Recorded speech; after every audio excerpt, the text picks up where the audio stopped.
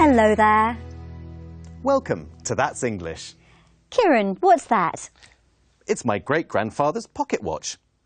He used to keep it in his top pocket to tell the time. Isn't it beautiful? Wow, you don't see watches like that anymore. I use the digital clock on my smartphone to tell the time. Yes, in the 21st century, we expect to have immediate access to exactly the right time. But how did people tell the time in the past? Didn't they use a sundial or a sand glass? Let's see. Our documentary today looks at the history of timekeeping. Can you answer this question? What methods of timekeeping are mentioned in the documentary? We all use phones, watches and computers to tell the time 24 hours a day, 7 days a week. For thousands of years, mankind has discovered ways to measure the length of a day, a month and a year. It helped them to understand the passing of the sun, moon and stars and to plan for farming and harvests. But where did telling time, as we understand it now, come from? A good place to start this exploration of time is in Greenwich, the home of Greenwich Mean Time, or GMT. The prime meridian is a line that runs from north to south, right through the heart of Greenwich. Since the late 19th century, it has been the reference for when the day begins and ends, wherever you are in the world. Rory McAvoy is the curator of horology at the Royal Observatory in Greenwich. He explains why GMT is so important. GMT, Greenwich Mean Time, is time found on the Greenwich Meridian using telescopes.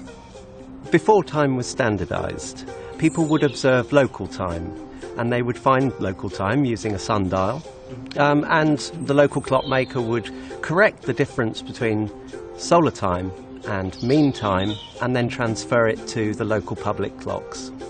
Finding local time is very simple. All you need is a sundial. It was not until the advent of the railways when the need for a standardised form of time became really necessary. But how was time measured before clocks were invented? We know from early history of the existence of sundials. However innovative sundials were, they didn't work well at night or if the weather was cloudy.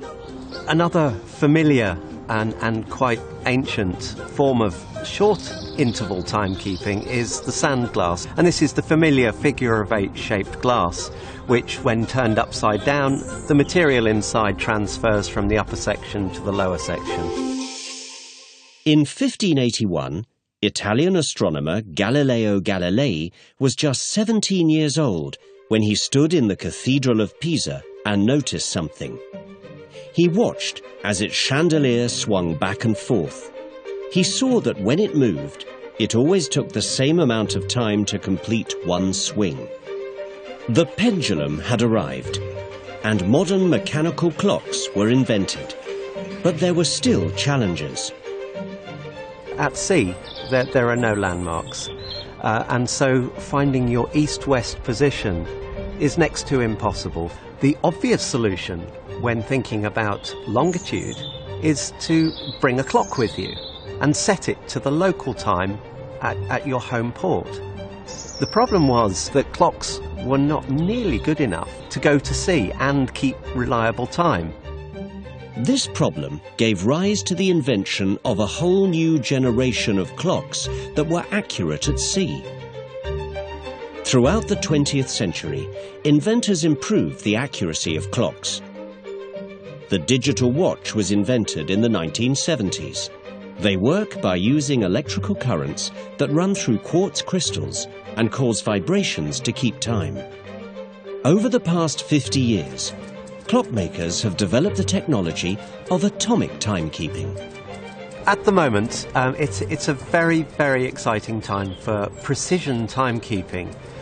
New atomic clocks using laser technology are able to measure time with an accuracy that we've never seen before. I mean, we're talking about a potential accuracy of maybe 1 second in the lifetime of the universe. So will we ever be able to travel through time? Who knows? Only time will tell.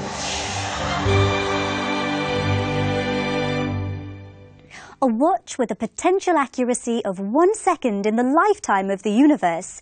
Que précision! I'd love a watch like that. Well, I'm quite happy with my great-grandfather's pocket watch. What about our question? What methods of timekeeping are mentioned in the documentary? Well, they mention ancient methods like the sundial and the sandglass. Then there's the pendulum, which led to modern mechanical clocks. And finally, digital watches and atomic clocks. Talking about timekeeping, we asked our international friends, when is it important to be punctual in your country? And when is it not so important? New Zealanders are clock watchers. We're always aware of the time. So it's very important to arrive on time if you're at a business meeting or a social gathering.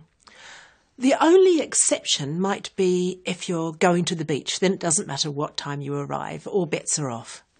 It is important to be punctual for business meetings, and it is acceptable to be a couple of minutes late if you're going to somebody's house for a braai or a birthday party, or if you get stuck in the traffic, there's no option but to be unpunctual. It's very important to be punctual for an interview or anything where it's to do with work or business. When it's not as important, would definitely be like a barbecue or a party. I think that it is important to be punctual all the time in Jamaica because Jamaicans are famously not very punctual, and I think it sends a bad message internationally, and I'm tired of the stereotype. So in my perspective, it's the most important thing for Jamaicans to be punctual. I think it is very important to be punctual in England. I think it's quite rude if people are late here. I just think we're quite strict about stuff like that, especially at work. You can't really be late to work. For social occasions, it's not so important. So, it's important to be punctual for work or for business meetings and interviews. But not so important for social occasions or social gatherings like parties or barbecues. Did you notice? The woman from New Zealand said all bets are off, which means anything can happen. That's right. And now it's time for That's Britain.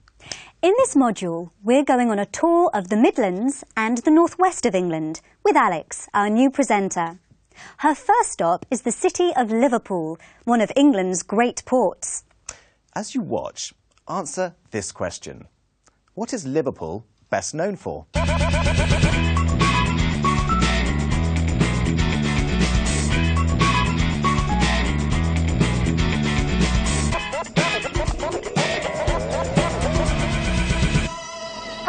Welcome to That's Britain. I'm Alex and I'm going to be taking you around some very interesting places around the Midlands and the northwest of England.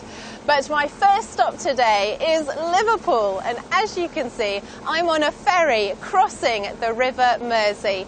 Now, Liverpool's location on the river contributed to its huge global importance as a city, and at one time it was one of the biggest ports in Europe, connecting Britain to the rest of the world. From the ferry you get the best view of Liverpool's waterfront. Those three famous buildings, the Royal Liver Building, the Cunard Building and the Port of Liverpool Building, are known as the Three Graces.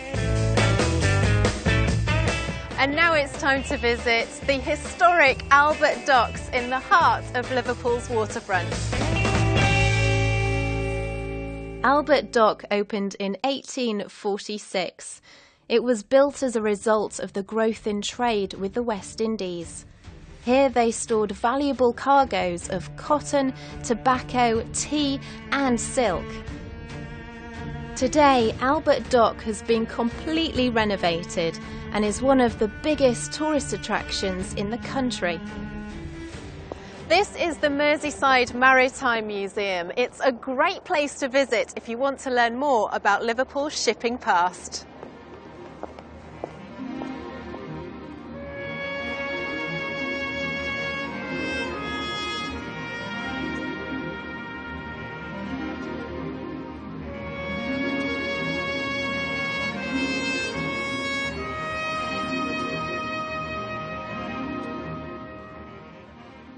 In the heart of Liverpool's city centre is the Cultural Quarter, where there are a number of landmarks and public buildings.